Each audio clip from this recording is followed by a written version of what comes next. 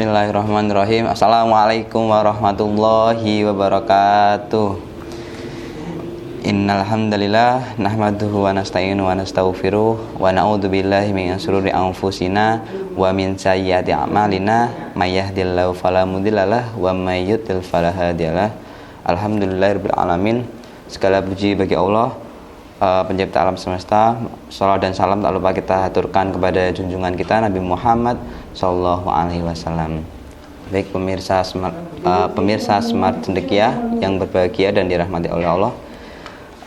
Perkenalkan, di bulan Ramadan ini di dalam kondisi pandemi ini semoga tidak mengurangi semangat kita untuk berpuasa dan beraktivitas sehari-hari ya.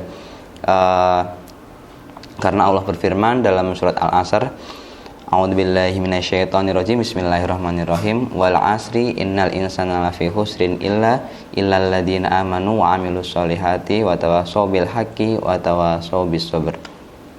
Yang artinya, demi waktu sungguh manusia berada dalam kerugian kecuali orang-orang yang beriman dan mengerjakan kebajikan serta saling menasihati untuk kebenaran dan saling menasihati untuk kesabaran. Nah, dalam ayat tersebut, pemirsa Smart Cendekia, kita melihat banyak sekali hikmah yang bisa diambil, terutama terkait dengan produktivitas waktu. Nah, pada kesempatan kali ini saya akan menyampaikan terkait dengan bagaimana agar Ramadan kita di tahun ini bisa lebih produktif daripada tahun-tahun sebelumnya. Baik, yang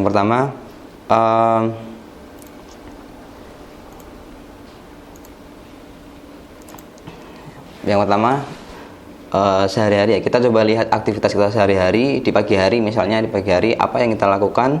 Apakah setelah sahur kita kemudian tidur atau malah kita membaca Al-Quran atau kemudian dipakai untuk aktivitas yang lebih bermanfaat seperti itu. Kemudian kita lihat di siang hari apa yang kita lakukan, apakah kita juga tidur saja atau kita gunakan untuk bekerja ataupun belajar dan aktivitas yang lainnya. Kemudian di malam hari, apa kita gunakan untuk hal yang bermanfaat seperti sholat tarawih atau membaca Quran dan menambah hafalan dan lain sebagainya. Nah, pada intinya Ramadan kali ini ya, meskipun dalam kondisi pandemi, harapannya kita tetap punya semangat untuk menjalankan banyak ibadah yang seharusnya kita lakukan, karena di bulan Ramadan ini sangat spesial, pahalanya sangat melimpah, sehingga tidak baik ketika kita menyia-nyiakan waktu di bulan Ramadan ini. Nah, teman-teman semuanya, tak sedikit ya peristiwa penting yang terjadi di bulan Ramadan. Banyak sekali momen-momen penting yang itu kejadiannya ada di bulan Ramadan. Nah, yang pertama, salah satunya adalah turunnya Al-Quran. Betapa luar biasanya kitab suci ini, pedoman hidup ini turun di bulan Ramadan, di bulan yang sangat berkah. Kita tahu dengan turunnya yang bertahap ini sangat berkah diturunkan oleh Allah di bulan Ramadan ini. Nah, selain itu ada juga beberapa peristiwa lain, yaitu adalah kemenangan perang Badar. Kita tidak bisa membayangkan ya, ketika pada waktu itu kondisinya sangat panas di tengah lapang, harus berperang ya secara fisik, bertemu dengan musuh, maka itu sangat berat ya bagi kita yang dibandingkan dengan kondisi kita sekarang yang mungkin tidak ada perang. Maka ini adalah momen yang sangat penting terjadi di bulan Ramadan dan mendapatkan kemenangan juga gitu. Nah, kemudian ada juga Tariq bin Ziyad ya, yang berhasil menaklukkan Andalusia pada tahun 92 Hijriah. Ada juga kemudian Salahuddin Al-Ayyubi yang berhasil mengalahkan pasukan Salib ya pada Salahuddin Al-Ayyubi mengalahkan tentara Salib ya di bulan Ramadan juga. Kemudian yang tidak kalah penting, di negara kita sendiri, kita tahu bahwa negara kita, Indonesia ini merdeka pada bulan Ramadan ya, tepatnya pada tanggal 9 Ramadan tahun 1364 Hijriah. Nah, betapa luar biasanya pahlawan terdahulu kita di Indonesia ini memperjuangkan kemerdekaan ya, dengan kondisi saat puasa, kemudian memperjuangkan menyiapkan panitia kemerdekaan, dan itu sangat luar biasa dan ada keberkahan di situ ya. Allah menakdirkan bahwa Indonesia ini merdeka pada bulan Ramadan. Nah, artinya kalau misalnya kita lihat bahwa di bulan Ramadan ini bukan kemudian menjadi alasan kita untuk menurunkan produktivitas, tapi seharusnya kita memiliki produktivitas yang naik ya, punya banyak aktivitas yang itu bermanfaat dan juga bisa kita lipat gandakan pahalanya. Nah, maka teman-teman semuanya, dengan banyak peristiwa yang sangat penting ini, jangan sampai kemudian kita loyo, jangan sampai kemudian kita malah berleha-leha ya. Seringkali memang kalau di bulan Ramadan itu kayak pelajaran sekolahan pasti dikurangi, kemudian pekerjaan juga mulai jam kerjanya juga dikurangi, tapi hal itu seharusnya bisa kita manfaatkan untuk menambah ibadah kita kepada Allah ya. Bukan kemudian malah kita istirahat, bukan kemudian malah kita banyak santai-santainya, karena sangat sayang ya kalau misalnya waktu Ramadan itu terbuang sia-sia tanpa mengerjakan amalan-amalan ibadah seperti itu. Nah, teman-teman semuanya,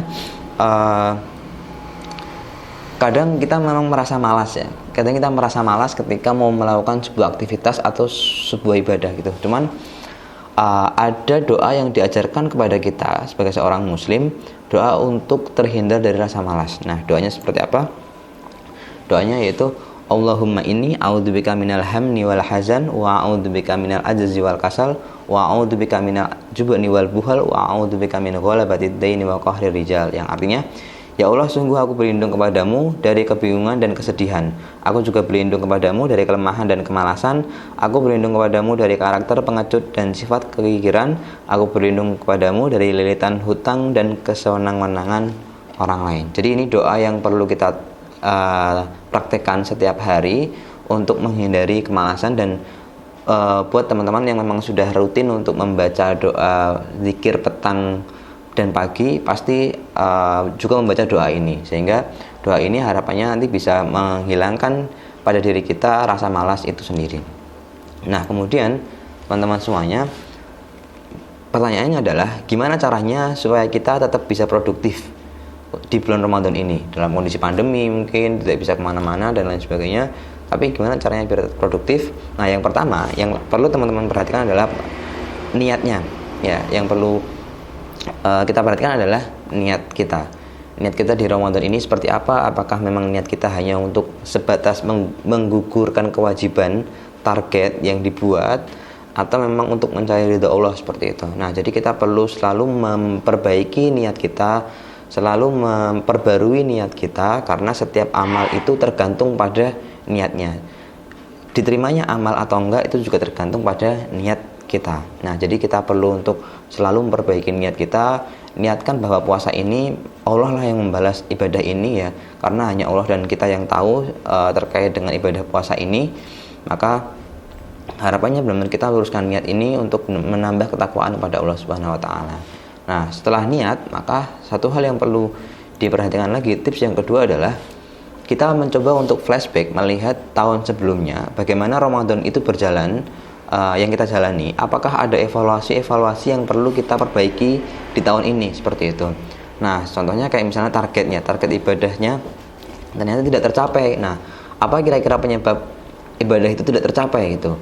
Kita cari penyebabnya dan kita coba untuk cari solusinya dan diperbaiki di tahun ini, sehingga kita tidak mengulangi kesalahan sebelumnya yang kita lakukan lagi di tahun ini gitu. Karena kalau kita jatuh di lubang yang sama, maka itu akan menjadi sebuah kerugian bagi kita, karena kita tidak bisa belajar dari hikmah, belajar dari kesalahan sebelumnya.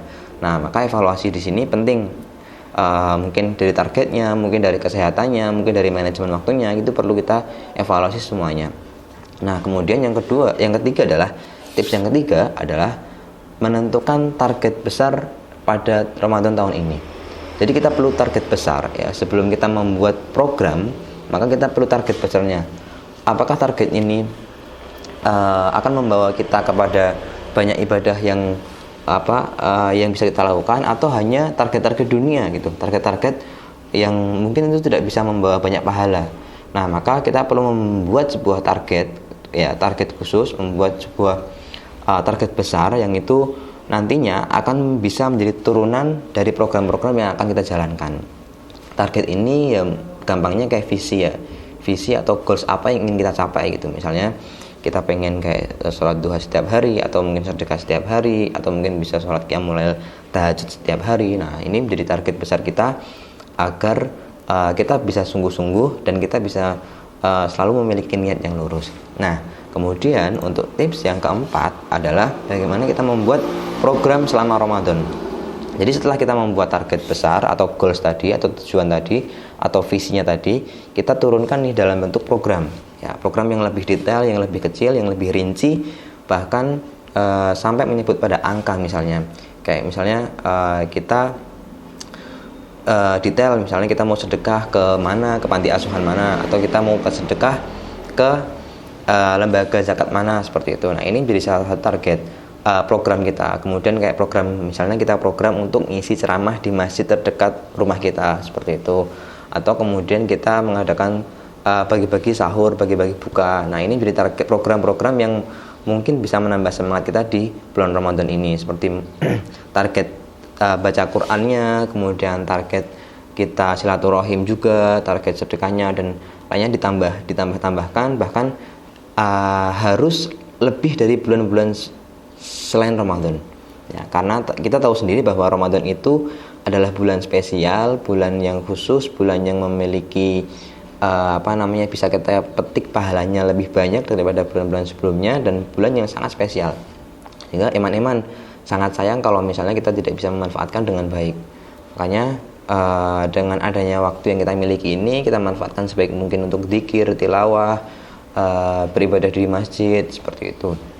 Nah, program-program semacam ini termasuk program sosial ya, kayak ngajar TPA, kemudian atau program kita membantu warga yang kurang mampu dan lain sebagainya. Ini menjadi program yang seharusnya bisa kita jadwalkan, yang kita bisa jalankan di Ramadan tahun ini, seperti itu. Nah, yang kelima, untuk tips yang kelima ini adalah terkait dengan bagaimana kita memanage waktu kita dari program yang sudah kita buat. Bagaimana cara memanagenya? Tentunya kita perlu membuat skala prioritas mana yang perlu kita lakukan terlebih dahulu. Jadi jangan sampai kita bingung, kita merasa stres, kita merasa tidak produktif karena kurang memanage programnya dengan baik. Nah, bagaimana cara memanagenya? Kita harus punya prioritas. Ya, mana yang harus kita lakukan? Mungkin bisa kita buat program rutinan, misalnya tilawah 1 hari 2 juz, kemudian sholat duha setiap hari, tahajud setiap hari. Nah, ini yang menjadi rutinan. Ada mungkin yang insidental, kayak misalnya kita ngasih makan ke anak jalanan, atau kita ngasih buka atau sahur ke para pekerja di jalanan. Nah, ini menjadi salah satu insidental yang mungkin membuat mengasah rasa jiwa sosial kita untuk masyarakat sekitar. Nah, ini penting juga bagaimana kita memanage, dan tentunya kita juga harus memanage waktu untuk keluarga, waktu untuk ibadah, dan juga waktu untuk masyarakat. Nah, setidaknya 3 waktu itu bisa kita manage dengan baik, sehingga untuk waktu diri kita sendiri, me time kita sendiri juga dapat jatahnya, seperti itu. Sehingga tidak hanya kita memikirkan orang lain, tapi setidaknya kita juga memikirkan diri kita sendiri, bagaimana ibadah kita, bagaimana selama Ramadan ini sampai benar-benar mendapatkan hasil yang terbaik. Nah, jadi kita perlu memanage waktu dengan baik. Bahkan kalau perlu kita bikin di dalam kertas, ya, ditulis dalam kertas, atau di dalam HP. Sekarang kalau aplikasi di HP itu kan sudah banyak ya, kayak yang bikin jadwal-jadwal harian ataupun bikin aplikasi agenda, itu sudah lumayan banyak, sehingga ini bisa dimanfaatkan dengan sebaik mungkin. Nah, seperti itu. Termasuk bagaimana kita memanage keuangan, ya. Jangan sampai kemudian karena ada banyak acara buka bersama, kita ikutin semuanya sampai kita nggak punya simpanan lagi, sampai kita nggak punya tabungan lagi. Nah, ini juga menjadi catatan bagi kita. Ada jatah untuk kita bersedekah, ada jatah kita untuk diri kita sendiri, tapi ada juga jatah juga untuk misalnya kita ada acara di luar. Nah, artinya kita juga harus memanage keuangan itu juga dengan baik. Jangan sampai kemudian ketika setelah Ramadan kita nggak punya uang karena kita terlalu banyak menghabiskan acara di luar. Nah, ini juga menjadi catatan bagi kita, ya. Nah, tips yang terakhir ini adalah senjata seorang muslim, ya. Jadi jangan sampai kita melupakan yang namanya doa. Nah, kita juga perlu berdoa agar Ramadan pada tahun ini diberkahi, Ramadan tahun ini benar-benar bisa produktif, bisa memberikan banyak manfaat ke masyarakat sekitar. Bahkan jangan sampai kita lupa dengan doa seolah-olah karena hasil itu didapatkan karena usaha kita sendiri.